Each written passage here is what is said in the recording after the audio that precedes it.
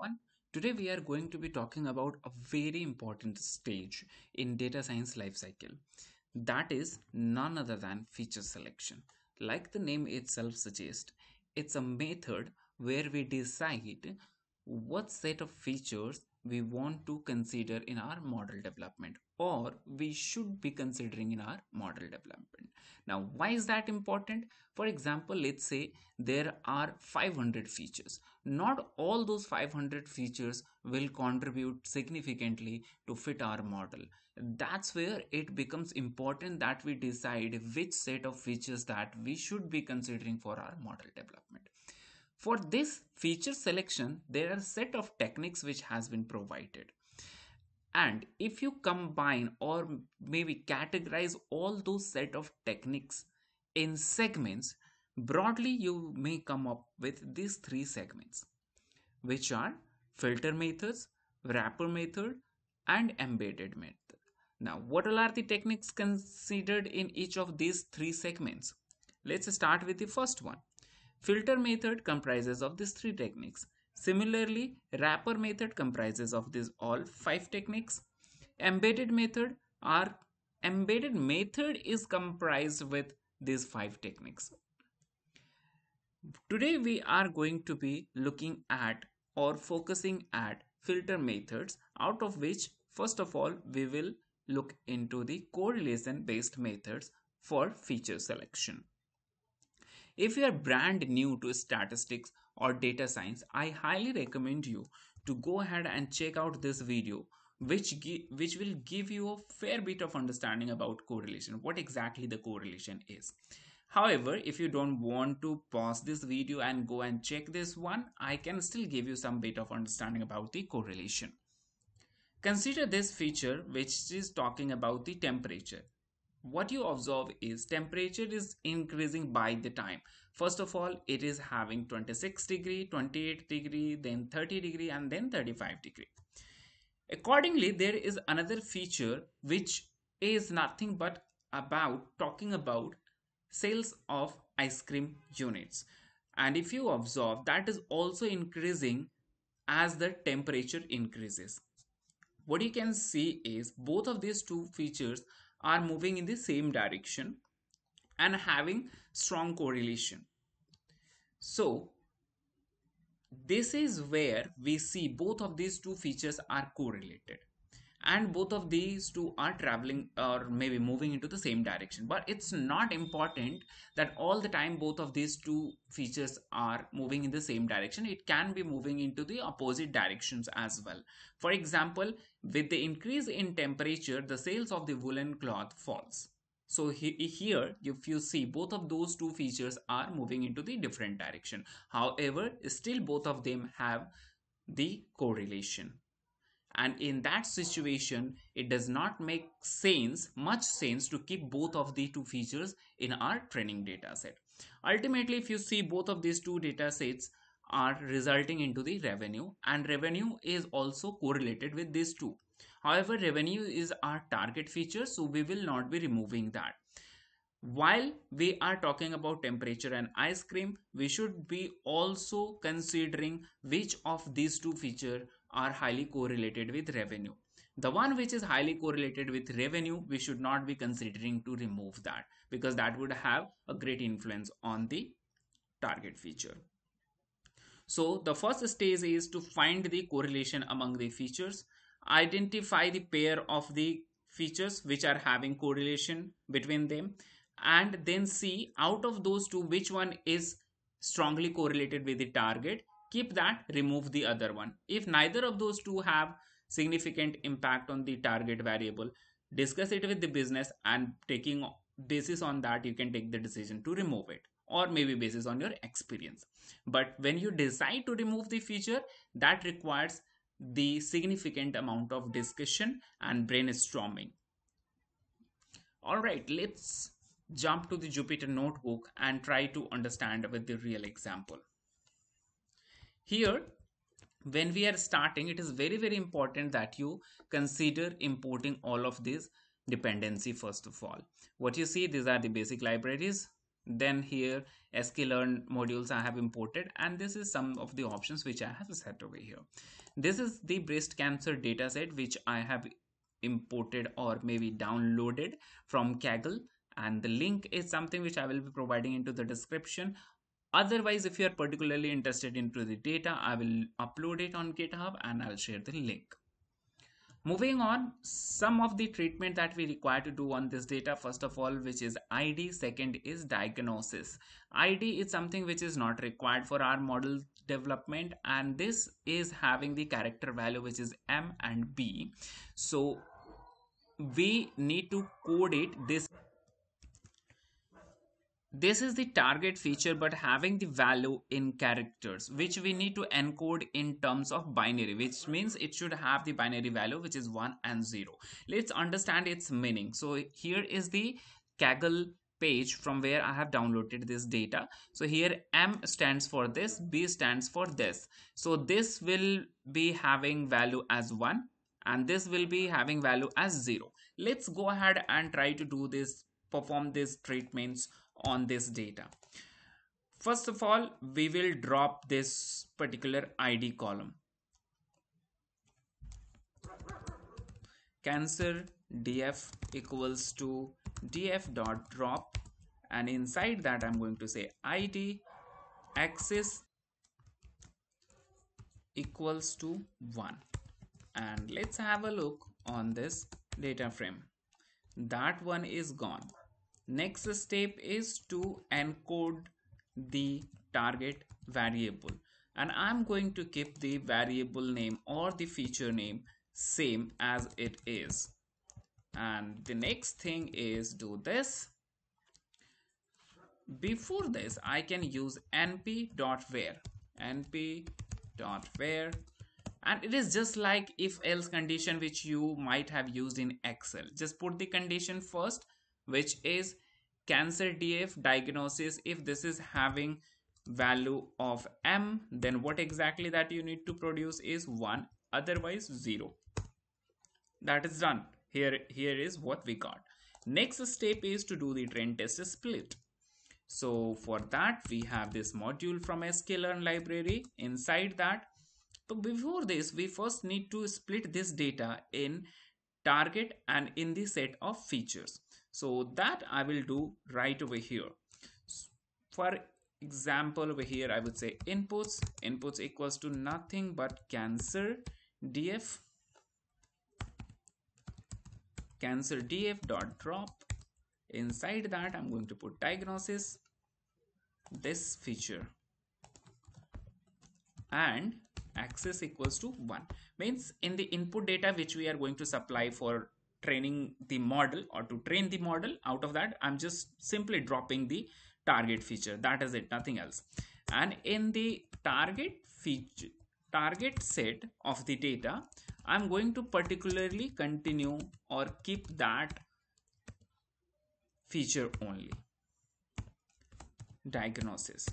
Now let's just see inputs dot head. What is that we got? The diagnosis feature is gone, and in the target we have only that feature. Awesome, we are done with that. Next, trend test is split into that first data frame which we need to apply is inputs and then the target feature. And then here we need to set the test size. So usually test size depends on you. Usually we take it, somewhere 10 to 30%. Here I'm going to keep it 20%. And then random state is 42 conventionally, which is xtrain, xtest, ytrain, then ytest. This is the data split which I am doing over here. We are done with this. We can quickly check xtrain dot head. We got this set of features.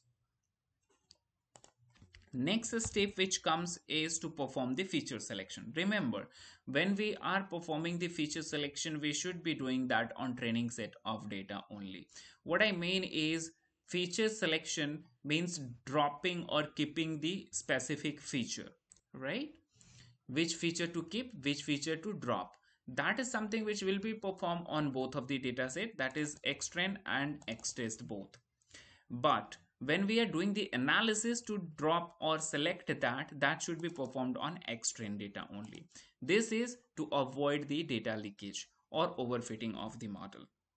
So when we today we are going to focus on correlation technique, and that's something which we need to be performing on. So we will be trying to find the correlation among features using xtrain data only. Remember that.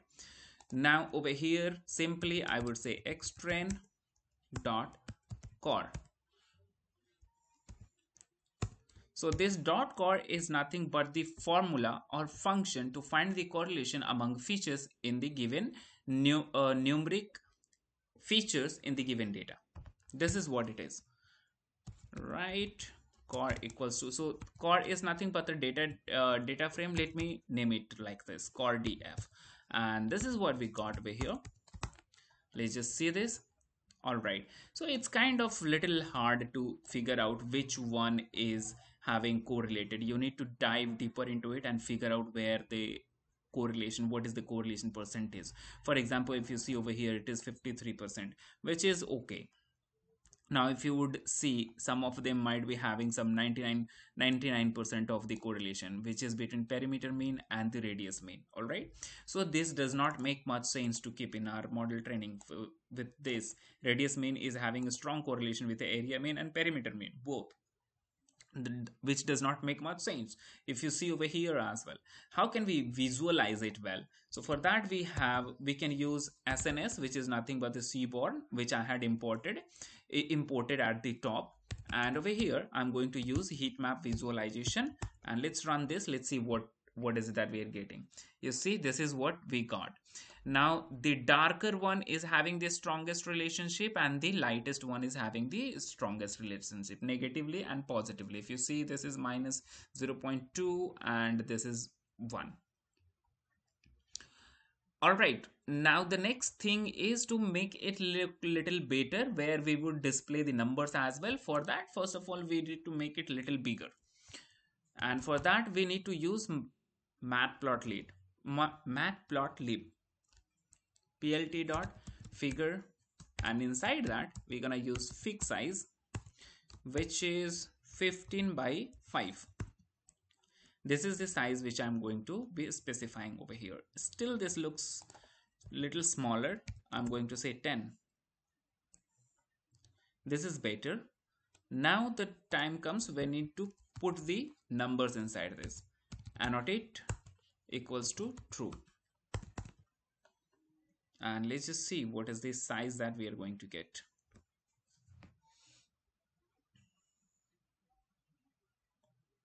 Ooh, this looks too clumsy, isn't it? We can increase the size further a bit more.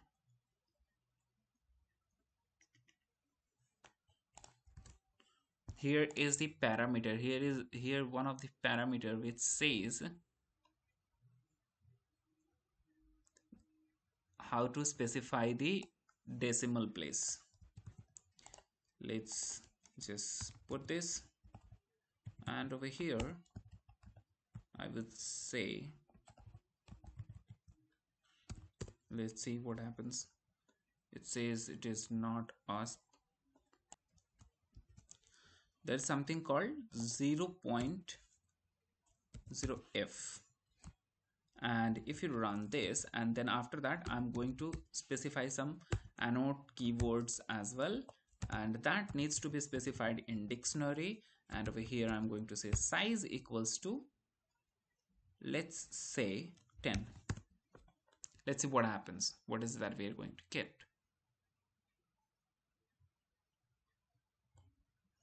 Pretty well. So here we are getting all of these things in.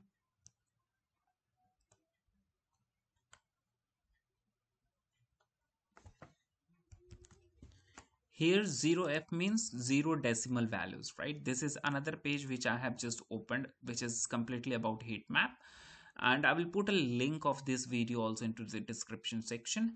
0f means 0 float, and here we require 2-digit float. So let me just put 2f and let's see what happens. Again, it is looking too clumsy, right? Let me make it 20 wide. Still better, but not much well. But anyway, we can do the decoration of it. I will put the link of the heat map video and you can focus on that and you can accordingly find this. What we need to focus is over here, the darker and the lighter area, right? See, the darker one is having the uh, negative most correlated features, and the lighter one is having the positive most correlated features, right? For example, you see this is 81%, this is 99%. Okay, this radius mean, and here is the other one which we have. Okay, so accordingly this is how you can visualize the correlation in your data.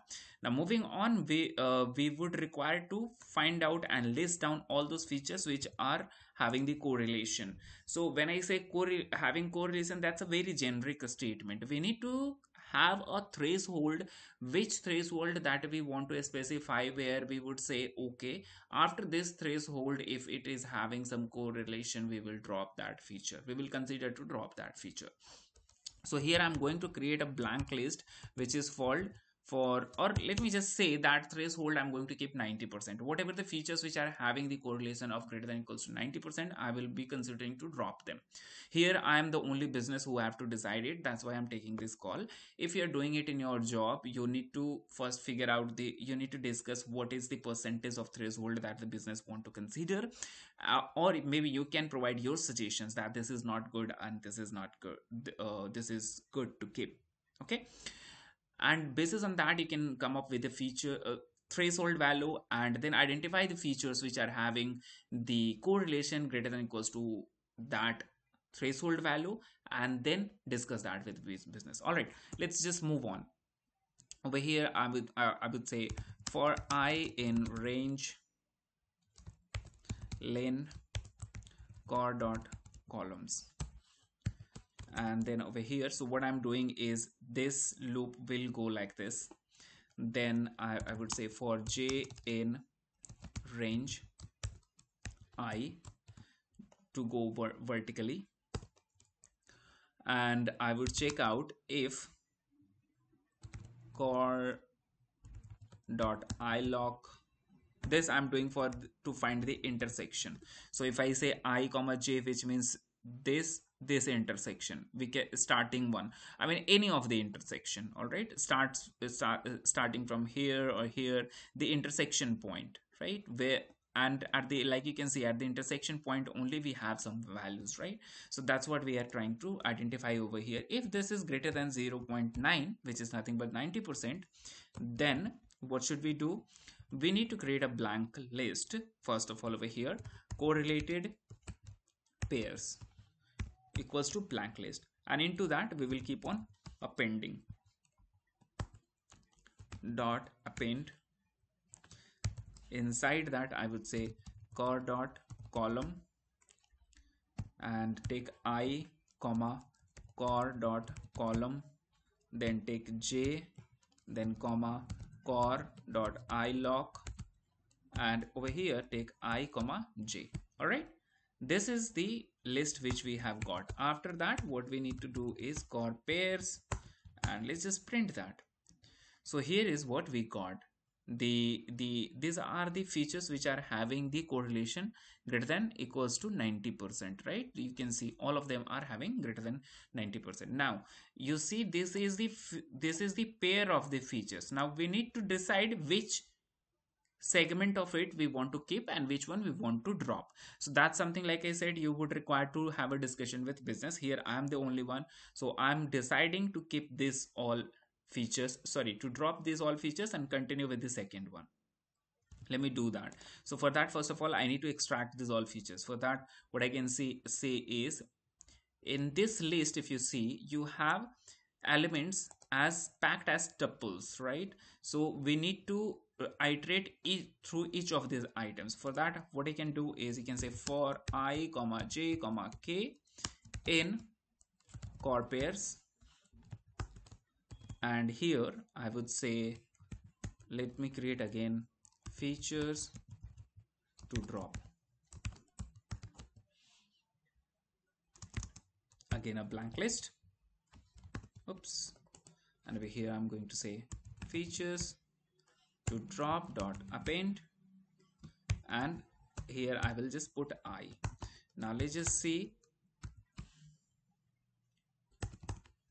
This is what we got. Now what you observe is there are duplicates into it. So to make that unique, what I'm going to do is, let me just try this if it works. Here I'm going to say set is something which will make it unique. Let me show you that. So now you see it is unique, but again we need to keep that into the form of list so that we could drop that easily, right?